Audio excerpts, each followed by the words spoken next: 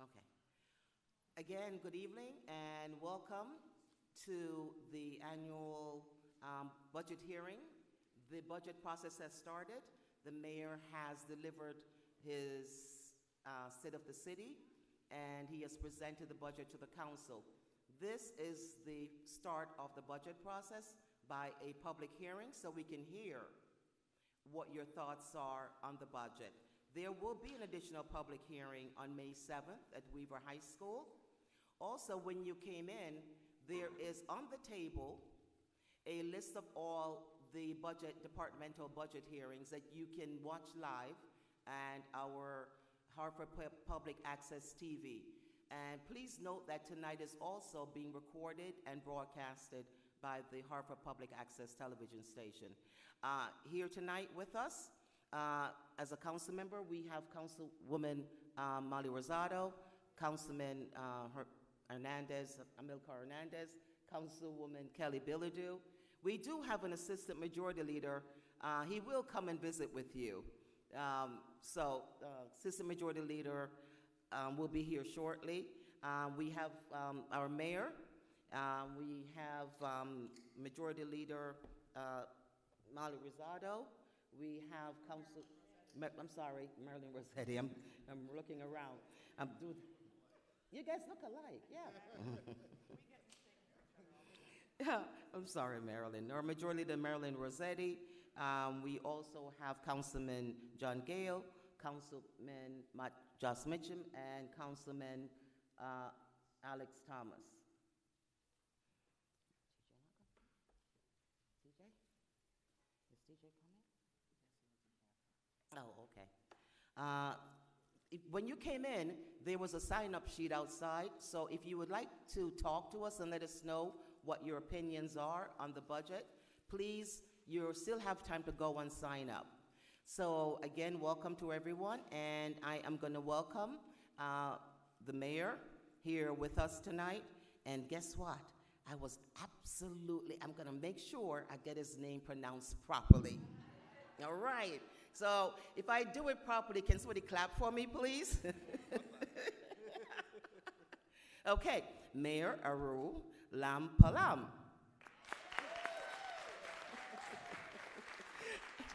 Great, guys. Again, this is a great evening. We got a great turnout. And Mayor, this is your fiscal year 25 budget. The floor is yours, sir.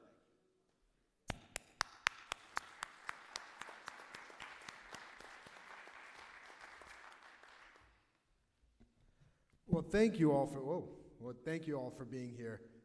What a great turnout for a rainy day here in the beautiful city of Hartford. And for anyone watching at home, I don't know if you can see the crowd, but we've got participants in this budget hearing from the age of 10 to and maybe less than 10 up to, I might not name the ages at the top, but I want to applaud everyone who came out. So thank you, guys.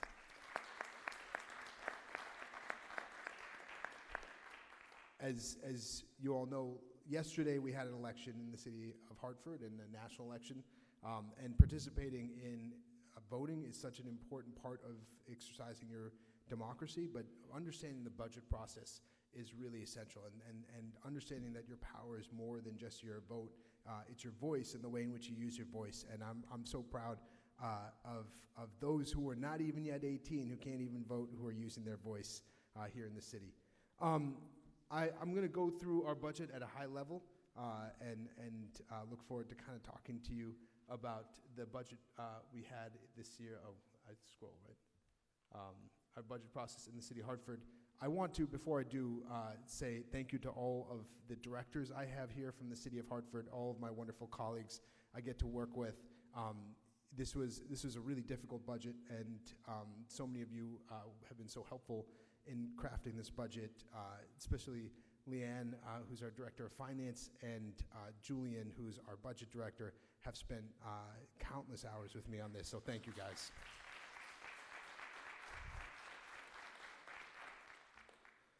So at a high level, we wanted to be able to balance this budget without raising any taxes for residents of the city of Hartford who are already hurting, without increasing any fees, and without cutting any city services. And that was a difficult thing. As you saw costs rose 0.75%, and the increase in costs are largely due to increases in wages.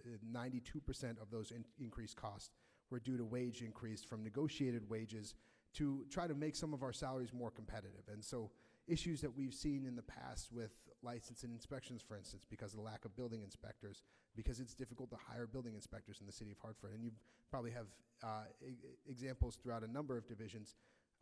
In the last year, there were negotiated wage increases to make our pay more competitive, and that led to an increase in our budget, and was what we were trying to address in this. But we held spending to less than 1%. It's 0.75% of an increase in spending, and tried to continue our contributions to the city's capital improvement plan in the process. And at the same time, we invested in 4 key areas that were areas that I had talked about with residents throughout the campaign, that I talked about with residents since coming into office here, and 4 areas where we wanted to make a real impact for our first 100 days, but also build upon the impact we want to make in the long term. So one of them, which I know some of you here have lobbied for and were so instrumental in passing, was the creation of a sports and recreation department, which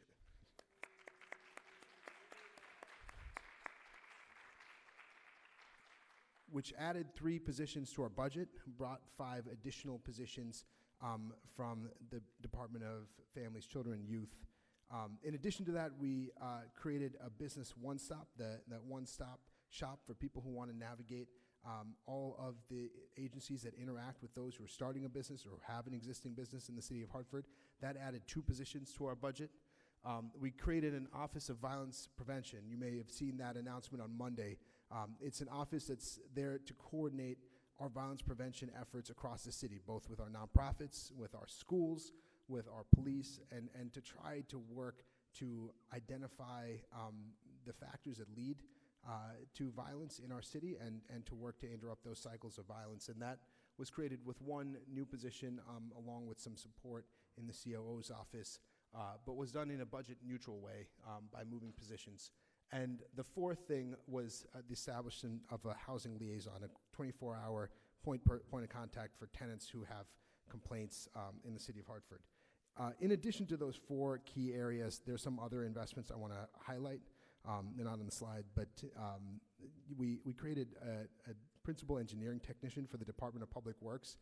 I know that sounds kind of boring and technical, but you know, when those utility companies cut up the roads, when Connecticut Natural Gas or Eversource goes through and cuts up the road, and then we have road repair issues for a while after that, we wanted to make sure that there was somebody to investigate, to inspect those issues and to be able to patch them up.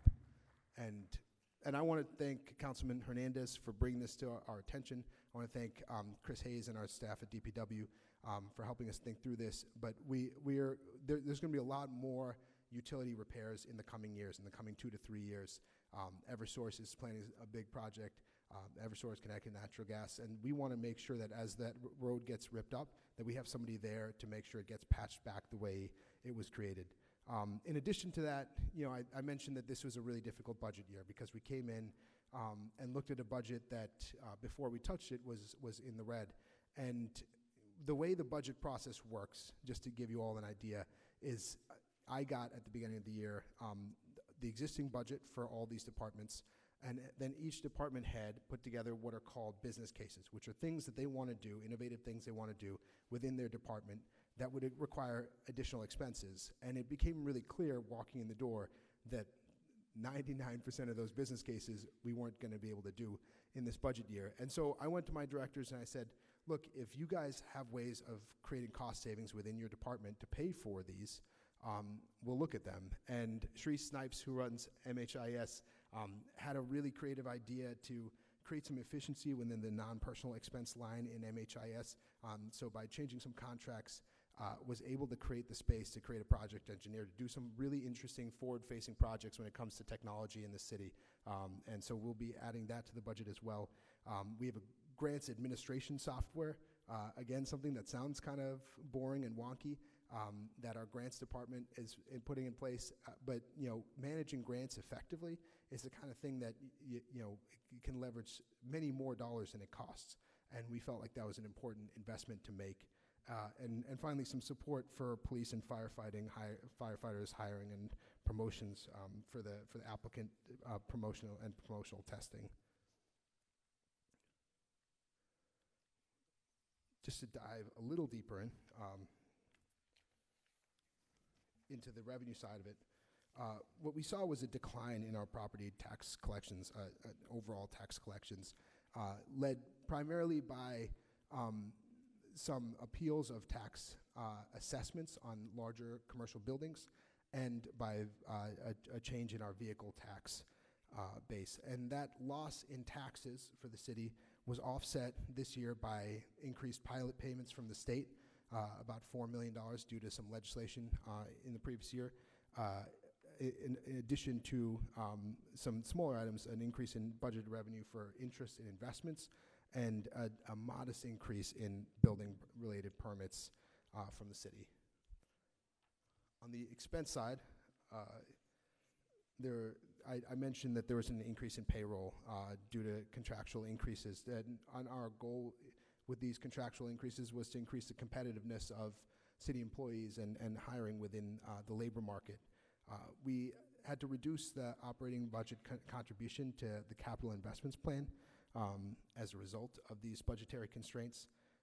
You'll see that there's a growth in MHIS that's due to software maintenance and funding for repairs and maintenance of network upgrades. This is kind of the routine investments that are necessary to maintain our network. And then the utility cost is another one of the big growth items here. We've been on a 5-year electricity plan for the city, and we're going to have to renegotiate and anticipate a growth in electricity costs. As you know, those of you who pay electricity bills in the last 5 years since 2019, electricity costs are significantly higher than before, and so that's an area where we expect to see growth and have budgeted for that.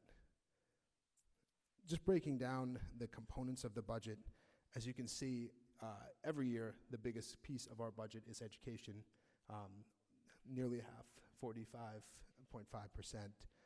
If we take education out and look at our municipal budget, the next biggest piece is payroll and staffing at 40%. As I mentioned, that's really the place in which we saw growth in this year's budget. That is the place where our expenses grew.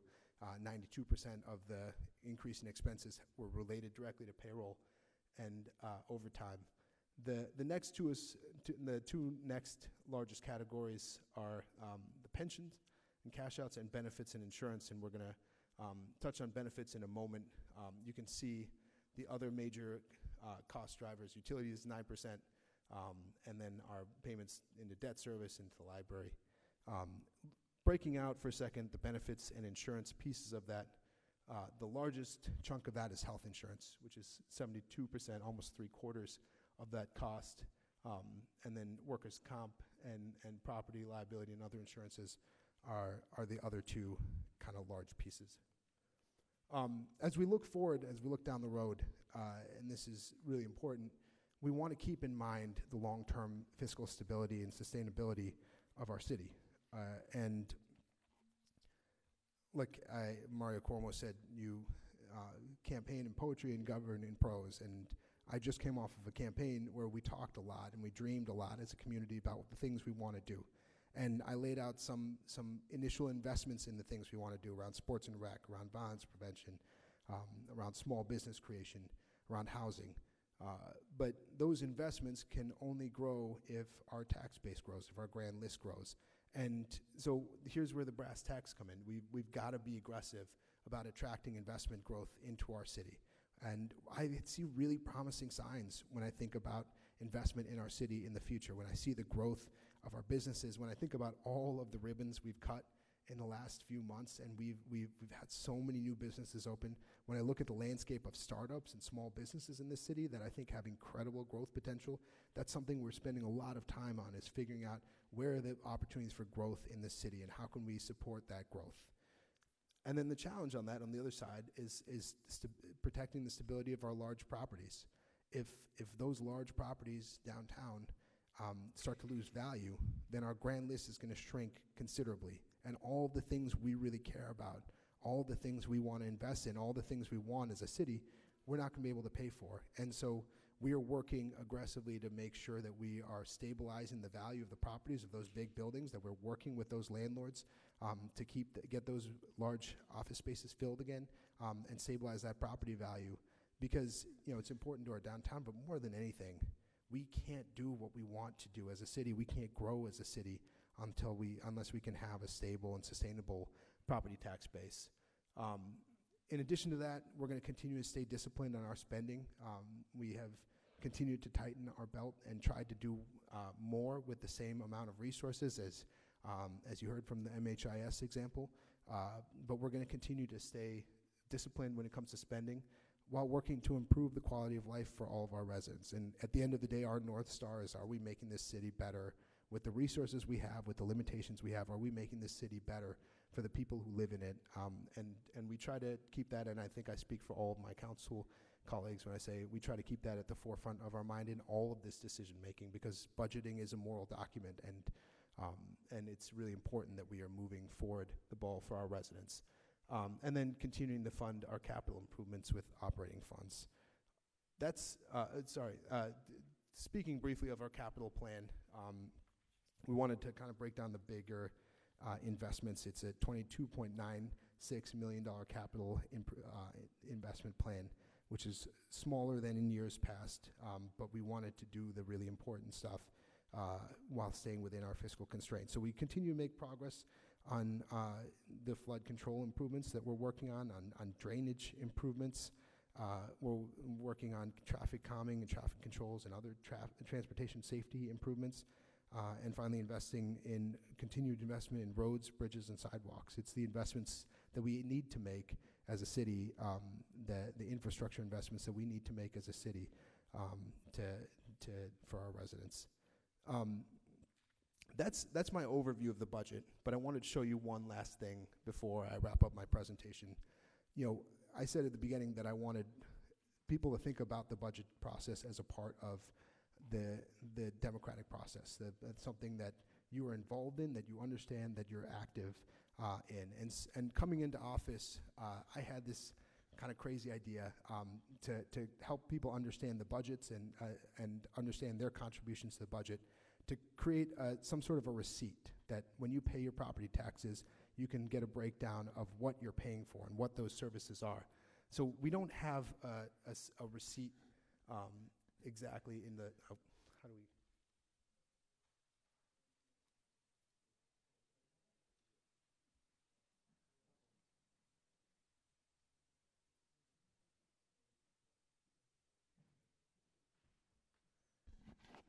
Can we just hit that link? So we don't have a physical receipt. It is a more complicated thing, although I'd still love to do that at some point. But we worked with a group of Harvard fellows that were sent to the city of Hartford on a few projects as we started this administration, and worked really close with Sharice and MHIS and with Julian on the budget side, and put together a simple tool that we located on the tax assessor's website. And so if you go to the tax assessor's website, which we'll hopefully be doing soon. There we go.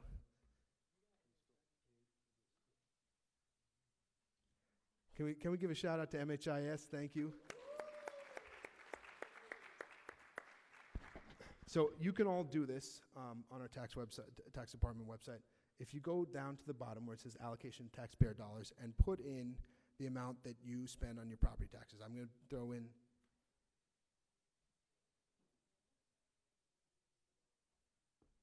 $5,000 as an example.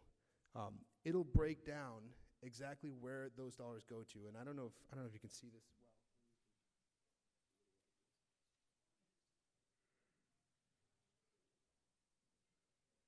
It'll break down how much you spend on each service, and right down below.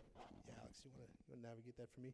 Right down below, those each correspond to the categories. So education, public safety, pensions, health and other benefits, non-operating expenses, infrastructure and development services, administrative services, library, families, youth, and recreation. It breaks down kind of each piece of our budget and how much each of your households are spending on that budget, what your contribution is, and how it gets broken down. And so, we hope that this is a tool that's kind of fun and interesting and helps you kind of think about your contributions and the way in which we're using your tax dollars.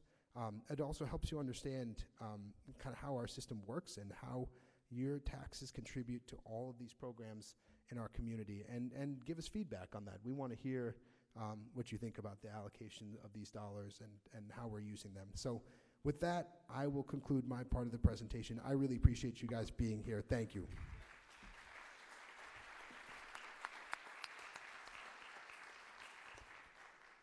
Thank you, Mayor.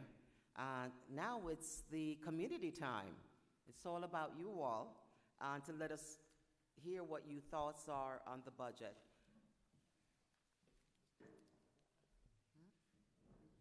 Find my list of people who signed up.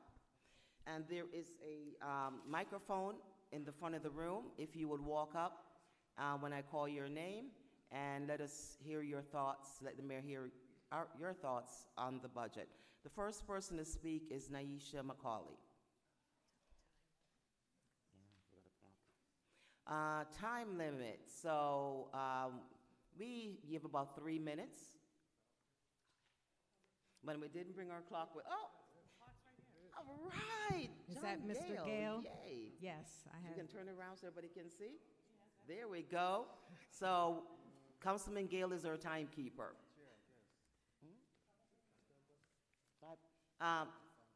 Public hearing, I was told, is 5 minutes. Oh, okay. I know Hyacinth Yenny's got lots to say. All right, Hyacinth, everyone will have 5 minutes, and Councilman Gale, will be our record keeper. All right, so let's get started, Ms. McCauley. The floor is yours. All right, thank you so much, Councilman Surgeon, and thank you to all our council and everyone for coming out tonight. As stated, Naisha McCauley, longtime Hartford resident, and I had a few thoughts, and I'm going to try to weave them together in a nice little narrative and make it cohesive. So someone can, Josh, keep me honest and let me know if it makes sense at the end of my soliloquy here, okay? So first off, I just want to say, echoing Mayor Arunin, that this is a democratic process, and you are playing your role up there, and we are playing ours down here, and I think that's wonderful, and we all need to maintain and support our democracy and participate. And it really does matter that we are here voicing our concerns because, as you stated as well, the budget is a moral document, and it represents our values, and how we spend our money is going to determine what we value and what we want to prioritize. And what I wanted to prioritize tonight are a couple of things. I am a Hartford resident, but I also wear a couple of different hats here in the city. I am your newly elected PRAC commissioner. PRAC, if you're new to the city or don't know, it's the Park and Recreation Advisory Commission. And we, as a group of Hartford residents, concerned residents, we advise. And we say, this is what's happening in our parks, this is what's happening with recreational programming, and here are some things that we can do together to improve that. So I'm excited about that position. I have a lot of big ideas. I think there's a lot that we could be doing as a city to leverage our parks. We are asset rich. I don't have to tell you that. I think you all understand that we have a beautiful park system that is under-leveraged. Really, it's underutilized as well, and there's so many things that we could be doing to improve upon all of that. I will share with you, PRAC just held a goals retreat, and I will share with Mayor Arunin and the council all of the priorities that we have come up with and things that I will be directing and leading out on over the course of the year. Lots of really exciting things that we want to do. One of the priorities that I do want to highlight, and I know will be really a focus as the new department comes online, the Sports and Recreation Department, which PrAC was a real champion of, is to drill down into that and really focus in on lifeguards. And there was a recent Hartford Current article that talked about the lifeguard shortage, so it's not just a Hartford issue, it is everyone's issue across the state, across the country. But there's a couple of things that I really just want to call out. Now, PrAC was a part of commissioning a report. You're going to hear about it from other people more tonight that really also drill down into the lifeguard shortage and why that is such an important issue and why we really should be paying attention to it. But compensation is certainly going to be a factor as you make your decisions and you're looking at the budget. Compensation is going to be a really big factor in attracting lifeguards and maintaining them. But I just also want to note, it's not just compensation. It's a culture shift that has to happen. And there's so much data and research that shows why lifeguards are so important. I won't go into all those details tonight. I can send you all the research in the reports that talk about how African American children are not learning how to swim and they are drowning. They're actually dying from it. And we can do something about it.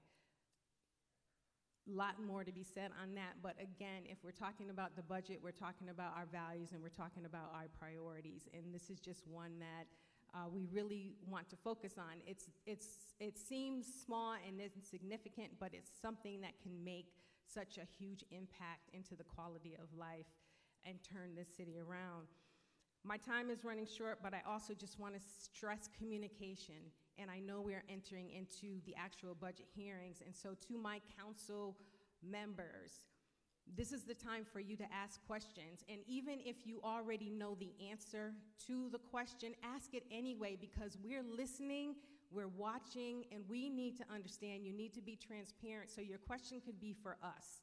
Your question, if you want to make it personal, can be for me, because communication is also going to help sustain the city as well. If you don't have the residents working with you, none of your efforts are going to succeed. And so you also need us to be a part of this journey with you, and communication is going to be the way in which you bring everybody on board and buy in and lead the charge with you. So, thank you. Thank you, Ms. McCauley.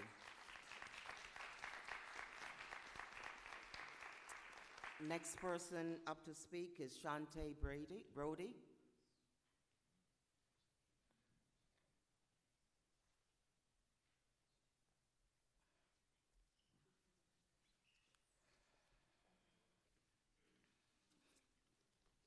I'm going to, while you're coming down, Ms. Brody, is get the next person prepped for you. And right after you is our Noah Webster students right after you. Thank you. The floor is yours. Good evening. I don't think I've ever spoke at a city council meeting. Shantae Brody. I sit on the Hartford Board of Education. I just wanted to come share a few things. I know our superintendent will do us justice in her presentation, but so Mr. Mayor, I've come to some events you've had, I've seen you on meetings, and there has been discussion around keeping schools open. Keeping schools open costs money. Like contractually, we have to have certain staff in place. So when I hear that, I instantly think that's something that the school system cannot fund, because we are working with a deficit.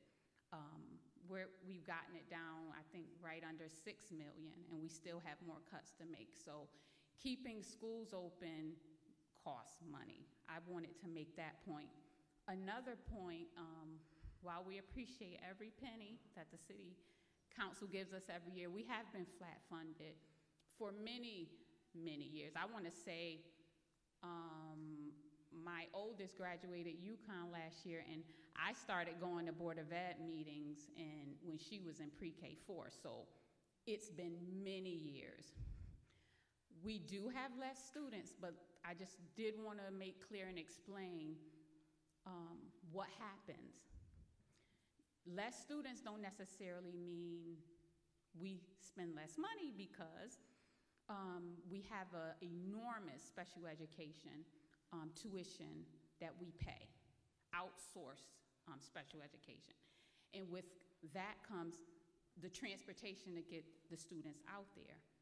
One thing a lot of people don't know is we have Chef versus O'Neill. Our kids can go open choice and choose a suburban town. If that suburban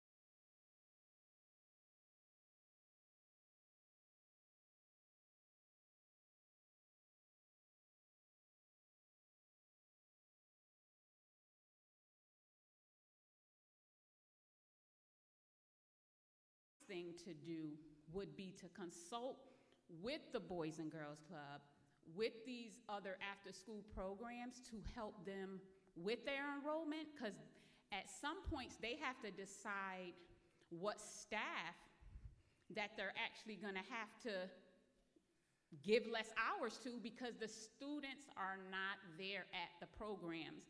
And if anybody has ever visited the newly built Boys and Girls Club, they have activity. They can have 3D printers over there.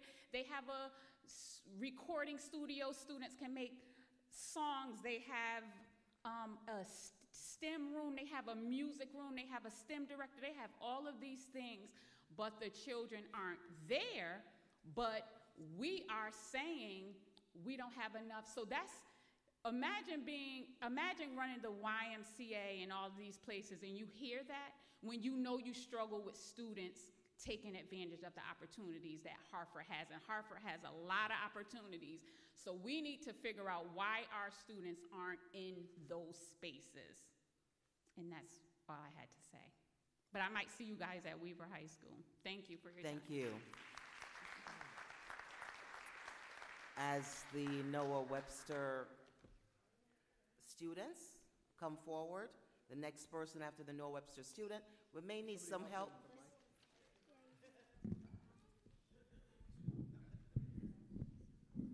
Thank you. Now, does each person, Councilman Gale, does each person get 5 minutes, right? I know.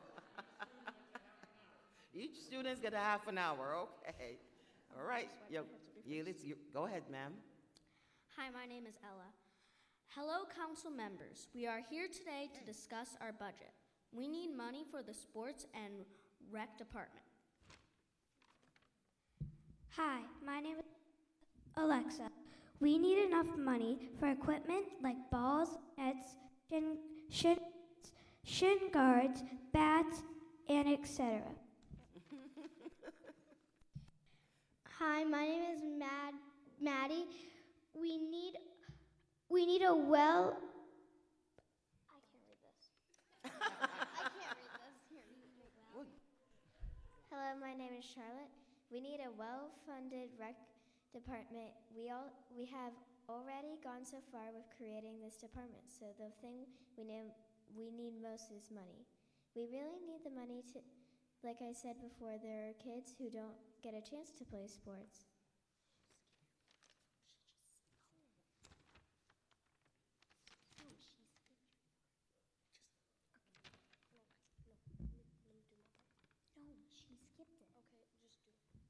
We need to change this. This is why we need enough money for the rec department. Thank you for your time. Thank you, Noah Webster student.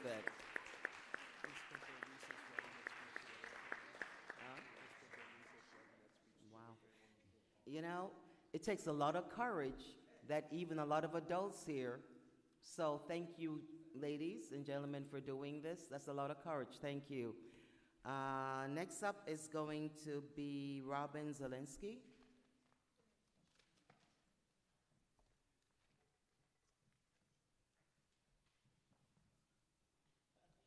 I'm not 10.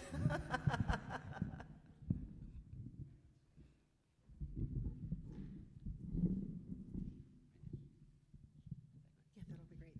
Thank you. Good evening, council persons, mayor. My name is Robin Zaleski. I am a 20-year resident of Hartford and the president of the South Downtown Neighborhood Revitalization Zone. I'm here to speak this evening on the Hartford Decides participatory budget line item. We live in an era where the general public, especially those who are the most underserved, have never felt more disenfranchised or powerless. At the local level is where we have the opportunity to literally make a difference in people's lives. At the neighborhood level is where we are literally on the ground doing our best to advocate for our neighbors and change in our neighborhoods. The first launch of Hartford Decides was $1 million, and it was a literal gold mine. And the projects that were funded by it benefited multiple Hartford communities. The people who participated by proposing projects and voting on the projects got to feel that their voice and their vote matter and that change is possible. But as we know, change requires money. We need more money in the hands of the people whose lives are directly affected, who have the fewest amenities in their neighborhoods, and who are looking for improvements that will make their lives and better improve their quality of living. I'm glad to see Hartford Decides as a line item in the mayor's proposed budget this year. But as someone who has researched the costs of some of the projects needed just in my small neighborhood, the smallest of all 13 NRZs, both geographically and demographically, $100,000 is not enough. I request the council increase the amount by at least $50,000. Thank you. Thank you. Next person up is going to be Frank Setner, followed by Donna Swore. Thank you very much. I'm Frank Setner. I'm the treasurer of Hartford Decides. I want to thank Robin for her comments, and I want to thank the mayor for putting a line item for Hartford Decides for the first time in the proposed budget, and thank the council for their support over the years. Over the last couple of years, we've seen our budget increase from $70,000 to $100,000 the year before last to this year. As much as I appreciate the line item, Mayor Aralamplam, we would like it to be more. And this is in line with what you've been talking about this evening. Hartford Decides is basically a living civics lesson. And you want people to understand the budgeting process.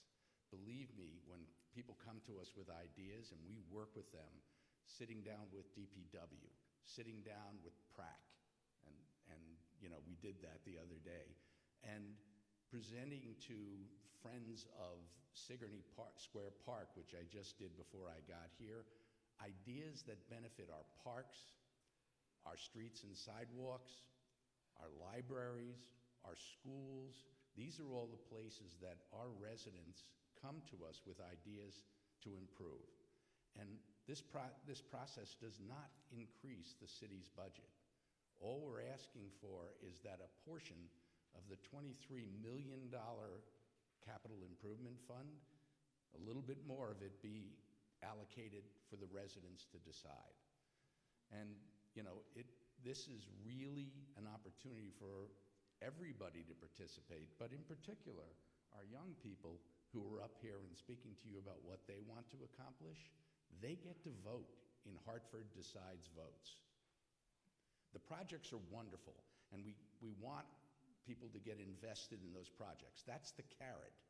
But what the big project of democracy wants is for people to exercise their voice and to feel like they're a part of the process. When they get to decide, when the kids last year at Sand School, and they're the ones who drove it, got to decide that they would get funds to improve their basketball court, they were living a democratic experience, and they will remember that. And the kids at Naylor School, when they got their families and friends and teachers out to vote and got their soccer field, materials, they understood that this was the voting process. So if we want our young people in particular, and all of the residents of Hartford, whose, as Raman said, they don't feel like their voice is heard, this is a very tangible, real way that they can experience that. So I won't take a lot more of your time. I mean, you all know what this process is and what it does, but it really makes a difference to the people of Hartford. And I just ask you to consider giving us an increase this year. Thank you. Thank you. Donna Swore. After Donna, we will go to Dia Baxter, right after Donna. Donna, the floor is yours. Thank you. Good evening, Mayor and City Council members. Kids, I'm going to do the same thing you did, and I'm going to read. Because I remember I don't go off script, and I get a lot more in. The new Sports and Recreation Department is a long time coming. My comments are not restricted to the numbers in the budget document. I am satisfied with them. Initially, the department will be staffed by 8 full-time staff, 5 of which will be transferred from the current department and 3 will be new. Initially indicates change. Will that number go up? Will that number go down? I ask that this be reviewed at the end of 3 years. Give the group time to figure out what the right answer is. When it comes to staffing, the real pressing need is for a change in culture to a dynamic, resident-focused service. Residents need to be asked what they want, then to see what is endorsed via attendance and participation, and then adapt the programming to something new if something didn't work out. I know that there are many Hartford-based organizations with high-quality programming for youth, family, and adults. They are anxious to collaborate. What I would like to see is a continuation of Active City's focus on supporting existing independent youth sports groups. I would ask that they do the same thing for adult groups. Although the economy is improving, inflation is hitting them hard. I want to urge that the city reconsider the proposed increase for lifeguard pay. It is still not competitive to our neighboring towns. It is still the lowest. I also wish to see a real marketing effort. MyRec is a great platform that was not enhanced to reach its full potential. Most towns use it more effectively. It won't be hard to learn from them how to do it better. That means someone must also be responsible for it. MyRec isn't the total solution. A robust social media campaign, regular print media announcing seasonal signups is much needed. Yes, that requires financial support too, as well as labor. The Action Lab students felt that having a cohesive, branded marketing campaign is needed. No one knows or has ever figured out how advertising dollars really work. So that's why you still have to go with all mediums. I would like to see an even distribution of sports and recreational programming offered. We need to provide experiences for youth to expand exposure to new things, as well as expand their worldview. And for our adult population, we need to offer de-stressing and social outlets. It is my opinion that the sports and rec performance measures will need to be baselined, not a comparison to the old numbers. I am assuming that the new department head will determine how data is going to be counted and collected. We want it to be accurate. Last but not least, the aquatic numbers will still be severely impacted by the lack of sufficient number of lifeguards. There's no miracles that are going to occur this summer. What I will be looking for this year is that the aquatic program schedules be better communicated and that they be well run. During the summer camp, they can map out a plan to implement some of the Action Lab's other recommendations and start an outreach effort for lifeguards to those who come to the pools. I would also like to talk about the DPW budget. I don't have any concerns at this point, but I am greatly concerned about what's going to happen next year. We've pushed the dike issue to the very end. And now we've got to find the money somewhere. And I don't think DPW, with the things that that department covers, is so wide and varied and so incredibly necessary that they should be, I'll say, penalized. I think that infrastructure should be found, monies for infrastructure, and using those terms, because we can't take anything away from sanitation. We can't take things away from the park. We finally reinstated about 5 or 6 new positions, and we are nowhere near where we were 10 to 15 years ago in our parks. And as I said, please don't mess with sanitation. Thank you. Thank you. Dia? Hello, I am Dia Baxter, and this is my son, Penn Baxter, who really should be speaking, but I think he's a little nervous. I am a resident of Asylum Hill. My son and I moved to Hartford in November of '22. And Penn, how much do we love Hartford? Oh, we absolutely love it. Yeah, seriously, the Chamber of Commerce needs to speak to us. But aside from that, Penn started at Capital Community College in January of '23, and he found out about the Liberal Arts Action Lab project. So he signed up for it, and he learned what project he was going to have for the following semester, which would have been fall of 2023. He found out that he was going to be part of the lifeguard study. So he was the only Hartford resident that was part of that study. And how excited were you to yeah. I was excited, yeah. So we couldn't wait for the summer. We couldn't wait to see what this lifeguard situation was. It was bad. We would drive by and see a pool that was open. We would run home and get our swimsuits on, and the pool would be closed by the time we got back. It didn't matter what the stated hours were on the website. It just closed when it closed, whether because of a lack of lifeguards, I'm assuming. So Penn, that summer, before school even started, he's writing emails to his professors, "You're not gonna believe this," which was really cute.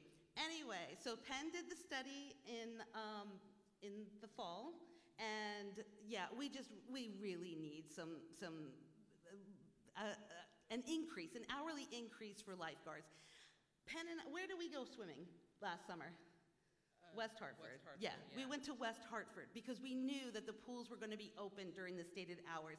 That's horrible. We have Pope Park near us, and we have Keeney. We should be able to swim in our own pools. So please, please, if you could give an hourly raise to those lifeguards, I think it would make all the difference. All right. Thank you so much. Thank you. Thank you, Penn. Thank you. Next up is Hyacinth Yenny, and right after Hyacinth, we have Ellen Moran. Good evening, everyone. Good evening. Mr. Mayor, council members, good to see you all. So I'm here to talk about a few things, and I'm glad I have 5 minutes, okay? So first, I'm here because it's really, really important to support our police department, our fire department, our public works department, our Board of Education, and all. I also want to include our seniors too, make sure that there's funding available for seniors. And our development department. You know, when you look at everything ties together, all right?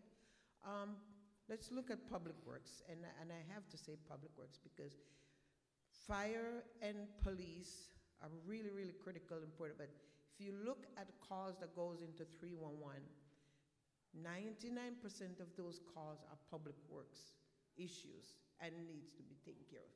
So I'm asking to make sure that public works have the appropriate funding to hire people to do the jobs that works for the public. And I'm asking you, Mr. Mayor, to go to Washington and ask our Congress people to give us more money for the dike, which is important, the infrastructure. If we don't do that, I'm not sure how we can afford it and afford all the other things that we need in the city. So that's really important. Community policing, I'm very much concerned about community policing. It seems like we're losing, you know.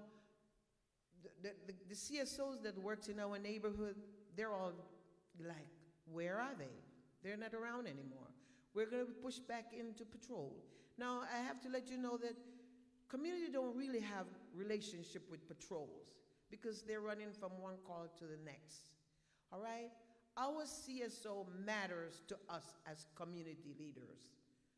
They listen to us. We can tell them things that's happening in our neighborhood. We need a police chief that's going to believe in really community policing, not give us lip service, but actually true community policing. Police that comes to our NRZ meetings or community meetings, these are really important because they listen to our resident. Our resident tell them things that's happening in the neighborhood. And so it's a partnership. So it's really important for when we're looking for a police new chief, we have someone who believes solely in community policing. Development service is really important for us to have the appropriate people to work there. And the reason why I say that, because, you know, we have so many businesses in this city looking for permits and stuff like that. Planning and zoning, we need to make sure they're properly staffed.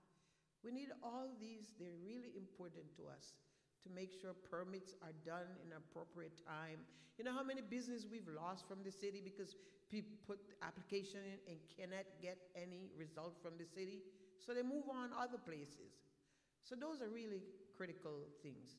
I also want to support the recreation program. We need a structure to that to make sure it works for our young people or our people in the city.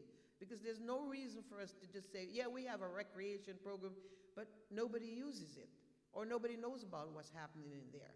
As the young lady said about the swimming pools.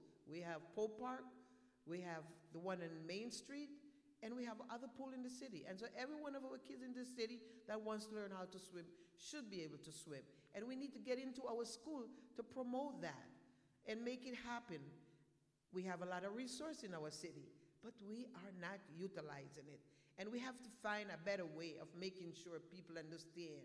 There's no need to duplicate anything. We have a lot of stuff in this city, okay? So it's really important for us to have the right people in the right place. 311 is another really critical service. Lots of calls are going to 311. We need to make sure the staffing is up to date so they can answer the phone and get things moving for us. MSAH, we need to make sure they have enough staffing, okay? And it's about staffing. And if you don't have the staff, it really makes not a whole lot of difference. We will wait and we wait as community and still get nowhere. So I got to let you know that your new public works director is doing a superb job. You just have to call him or call a department. And he is there to make sure those potholes are fixed and all that kind of thing.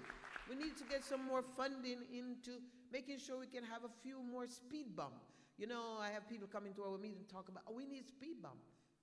Yeah, let's get the speed bump. Slow down these crazy drivers. So again, I just want to thank you all, and we'll work together to make it happen. But let's go to Washington and get some funding. Thank you. Thank you, Ms. Yenny. And Hartford decide. We need to make sure we help them because this is self things. Okay, thank you. Okay. Thank you. Next up is Eileen Nover, followed by Elizabeth O'Leary.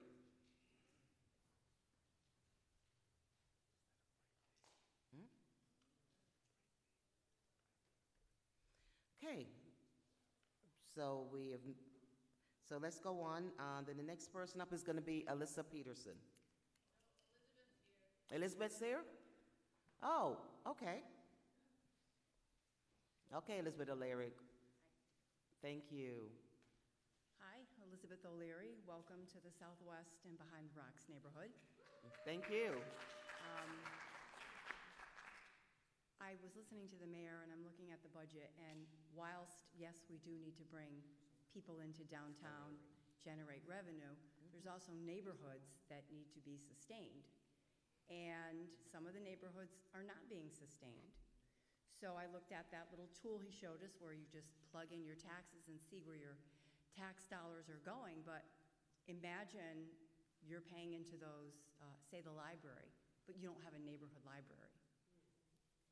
guys, not you per se, but our library's been taken away.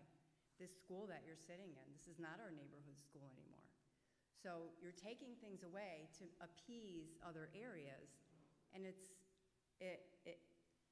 all to make other people happy when maybe you should look at the bigger picture. You can't just sustain downtown without sustaining the neighborhoods surrounding it. And one of our goals that still has not been met through our NRZ is to have a community center. A lot of the other neighborhoods have it. We still don't have the funding for that. And like several other people have touched on, we need to make sure that DPW has the funds, because a lot of the neighborhoods are horribly dirty, and it may not be to residents, it might be people just dumping, but we need to make sure that DPW has the people, has the staff, has the manpower, and whatever they need to fix our roads, to clean up these neighborhoods. And people shouldn't have to go out of town to go swimming because the pools and the lifeguards aren't funded. We're paying into this. You have to think of that. You can't sustain downtown and not the surrounding neighborhoods. There's no pool downtown. Thank you. Thank you. Next up is going to be Lisa Peterson, followed by Deborah Germain. Good evening, Council and Mayor. Alyssa Peterson, Grandview Terrace. I want to thank you, Mr. Mayor, for coming out, making your presentation. You seem to be a collaborative person. I hope we can have a collaborative budget process. I really do appreciate the elongated process. You are coming into a situation, I think you've heard many people tonight describe how we've had a city ignored for 8 years. Luke Bronin, former Mayor Bronin, did what he wanted to do for 8 years. He spent where he wanted to spend for 8 years. Very little collaboration with the neighborhoods, the people, etc. So you're coming into a situation, and the council needs to really help you on this, is to figure out what's been ignored for 8 years and what needs to be addressed. And I would argue, we've heard many comments tonight about the neighborhoods. Our neighborhoods look and feel like crap. I am sorry to say that. I'm sorry to be rude about that. Our streets are awful. The graffiti is everywhere. The noise, whether it's, stereo speakers or just, it's just a chaotic life in our neighborhoods. We don't have patrol officers. You want to take away our CSOs, which is a very negative thing. As Hyacinth said, they are our lifeblood as far as what is going on in the neighborhood. If you watch our patrol officers, I know they're going from call to call, but when they're not, they're sitting in a car on their phone. We don't have patrol officers. We don't have police driving around reporting on a different problem or patrolling. So there needs to be a different mindset. I would encourage you to pursue that. The violence prevention idea you had, our city worked when we had conditions units. We need those conditions units back that can focus on the problems and also work with the CSOs to figure out where the trouble spots are. You go back and look at all the different budgets. They worked best when we had conditions unit. And along with the neighborhood issue, enforcement. I hear we've got all these enforcement people hired, but where are they? Hyacinth and I had been trying to shut down a bodega that just popped up across the street from another market for 90 days now. But because of problems in the department, the notice wasn't sent out or handled. These things that I'm talking about tonight, they don't happen in Avon, West Hartford, or Simsbury. So why do they happen in Hartford? And the reason is you haven't had the budgets that have focused on the neighborhood problems. Same thing about the schools. Mayor Bronin ignored our school systems. You cannot have healthy neighborhood schools when, as the board member said tonight, all the kids are leaving the city. We don't have neighborhood schools anymore. The kids are leaving. They don't know who the neighbors are. They don't go play with the neighborhood kids in the park. Our neighborhood structure is broken. And we've really got to come up with a collaborative, cohesive method of figuring this problem out. One of the things, you hear all the points about the lifeguards. There's a Unity grant program in the Department of Children and Families. I understand it's going away because of ARPA funds. That program worked. Its infrastructure is there, the person is there. You need to figure out where to move funds to keep the Unity grant funded programs going. And you can find it in the Hartford Foundation, you can get it in other grants. There are so many other different ways to fund this city. There's grant funded methods, and then there's just hard cost capital improvement methods that we have to use based upon certain funds. Just want to make sure I hit everything. The flood. When Mayor Bronin came in, the Department of the Army Corps of Engineers and their consultant told us we needed to make $50 million in repairs. He didn't put one dime in fixing flood control until his very last budget, and I think he threw $9 million at it.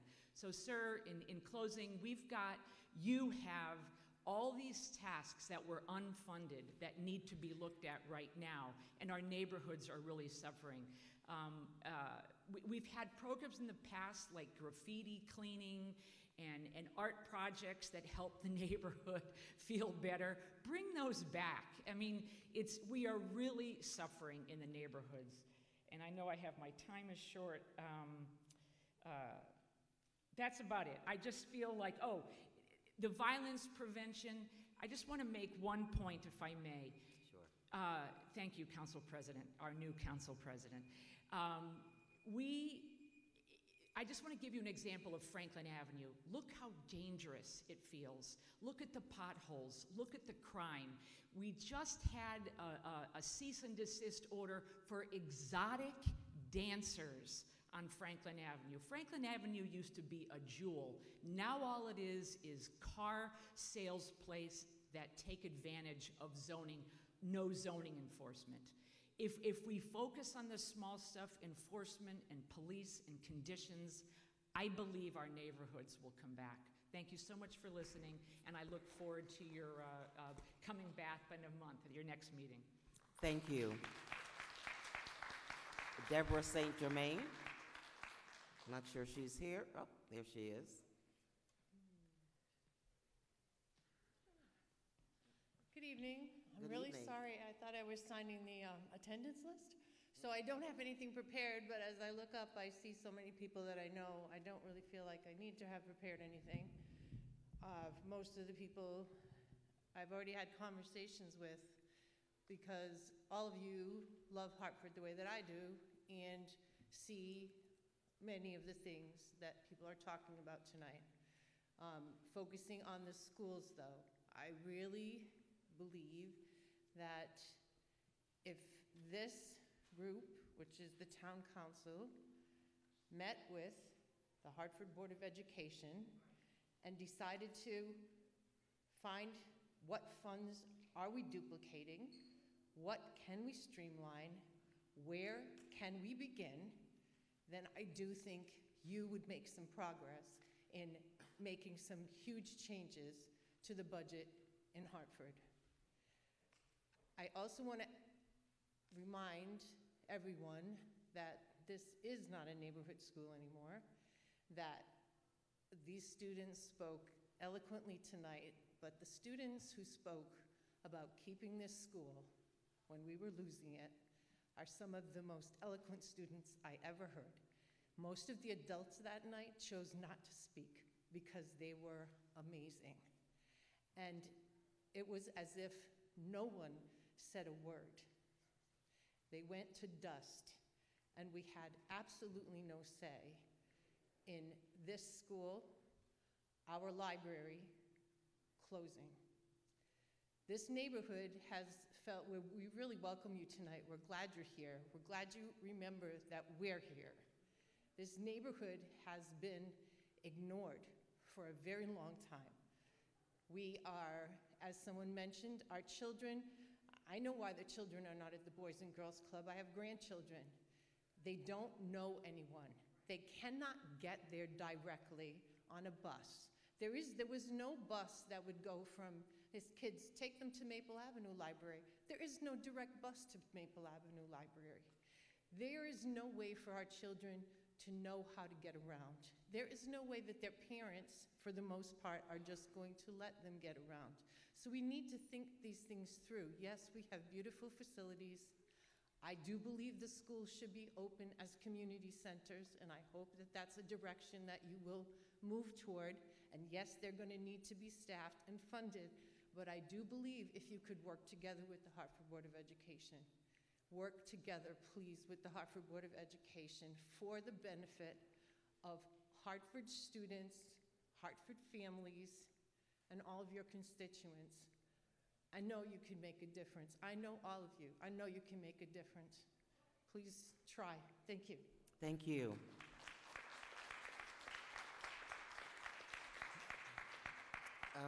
Next up, we're going to have Veronica Maldonado, followed by Tricia George.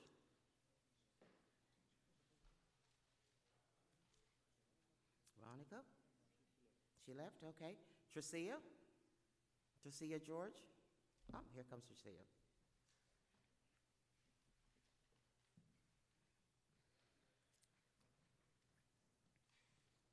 Hey. Good evening. My name's Trisha. I am a Hartford resident and moved here in 2014 to work at the library, and now I'm a teacher at Prince Tech. It's about a mile from my house. I am really stoked that you're in the neighborhood tonight. Not a lot of city stuff comes out here, so it's a great occasion to be able to come and talk. I actually decided that I wanted to come and talk when I got this flyer in the mail.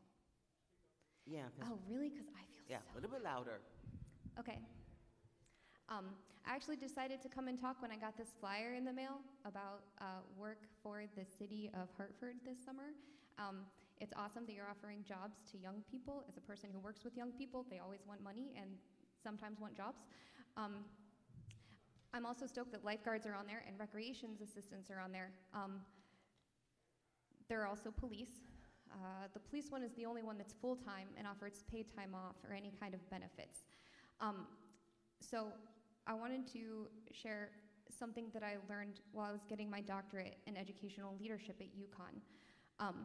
There's this thing called isomorphism, where places like schools, like police departments, like libraries have all of these shared similarities between each other, so that if you go from one school to another school, you'll notice the lockers and the yellow school buses, and that they all have a principal and an assistant or vice principal.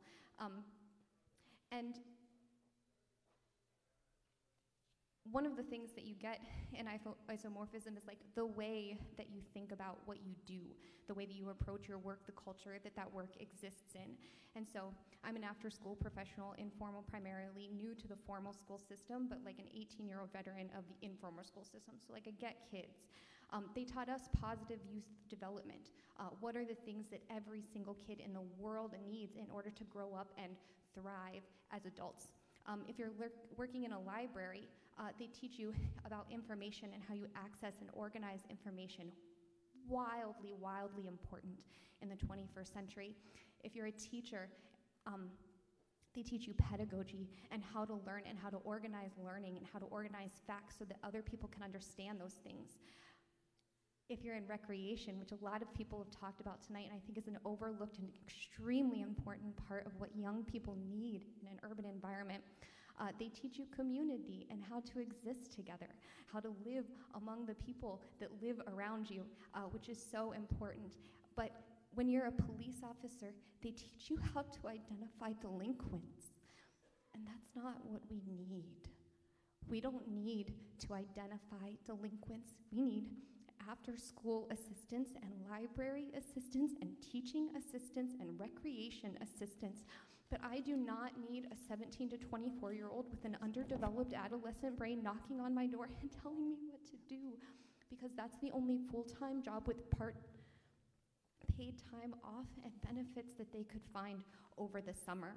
So I really do applaud your efforts to get young people work, because they need that. But please consider more deeply what kind of opportunities you're offering them when you are setting the budget up. Thank you. The next speaker up is going to be Stosh Millward. Stosh Millward.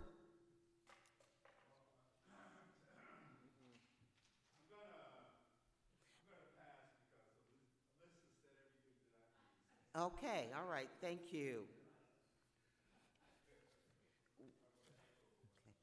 All right, thank you, Sash.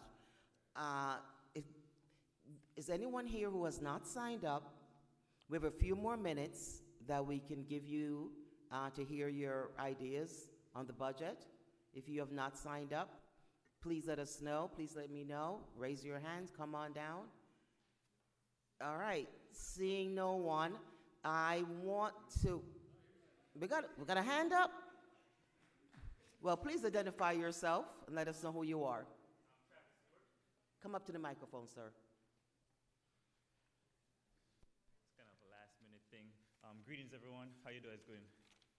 All right. My name is Travis Stewart. I live and work in Hartford. I am a martial arts instructor. I teach at ESM and Renzulli. I'm also a local farmer. This year, my focus is on soil health. As a local farmer, no pesticide, no fungicide, none of that crazy stuff to put in your soil, so that whenever I produce a crop, I know that my customers are going to get the best of what I produce. I'm here speaking on Hartford Decides. And through Hartford Decides, I was able to get a lot of my ideas out there and being able to vote it on from citizens in the area to get that idea come to life, pretty much. So knowing that our own citizens have ideas they may never see the light of day, and going to Hartford Decides and being voted on by their peers, and then seeing their idea come to life through the budget that you guys provide, and then now have like a 10-year-old child have a great idea but don't have the means and ways of getting it done, bring it to Hartford Decide, then it's like, oh, we can have this. And then now, after that, the child gets to see his or her idea come to life. And knowing that all the ideas that come out benefit the community, whether it be planting trees, creating a park, a community garden, whatever the case may be. So my vote is to help to increase the budget for Hartford Decides. Thank you. Thank you. So in closing, we would like to thank, first of all, the Batchelder staff and school for having us here. We also would like to thank the Hartford Public Access Television Station for making this happen for us. And for the residents who are listening at home, if they weren't able to make it, they will have heard all the comments and will be able to participate. As we are starting our budget process, as I said earlier, the budget deliberation process starts with the council for the departments. Outside, as you walked in, there was a list of dates for the different departments who will be holding the budget. Again, it's going to be broadcast live by Hartford Public Access Television Station.